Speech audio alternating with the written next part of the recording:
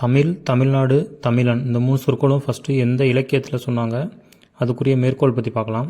First ஒன்று வந்து தமிழ்ங்கிற சொல். அது எந்த இலக்கியத்தில் சொல்லியிருக்காங்கன்னா தொல்காப்பியத்தில். அது என்ன மேற்கோள் அப்படின்னா, தமிழன் கிளவியும் அதனோரற்று.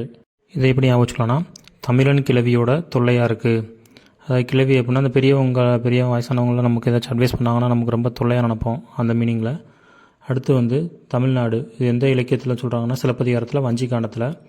இதை எப்படி ஞாபகம் வச்சுக்கலாம்னா, இமிழ்கடல் வேலி மேலே சிலம்பை தூக்கி போடு. அதாவது முள்ளு வேலி, கம்பி வேலி, அந்த மாதிரி தோட்ட சுற்றி வேலியெல்லாம் போடுவாங்கள்ல, அந்த மாதிரி வேலி, இமிழ்கடல் வேலின்னு ஒரு வேலி இருக்குது. அந்த வேலி மேலே வந்து சிலம்பை தூக்கி போட்டுறாங்க.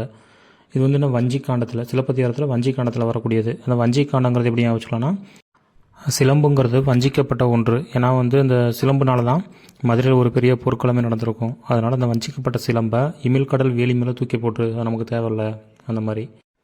அடுத்து தமிழன்கிற சொல் வந்து எந்த இலக்கியத்தில் வருது அப்படின்னா அப்பர் தேவாரம். என்ன மேற்கோள் அப்படின்னா, தமிழன் கண்டாய். நம்ம மியூசிக் டைரக்டர் தேவாலா இருக்கார்ல, அவர் வந்து ஒரு தமிழன். அதாவது தேவா ஒரு தமிழன், அந்த மாதிரி ஞாபகம் வச்சுக்கலாம். தேங்க்யூ.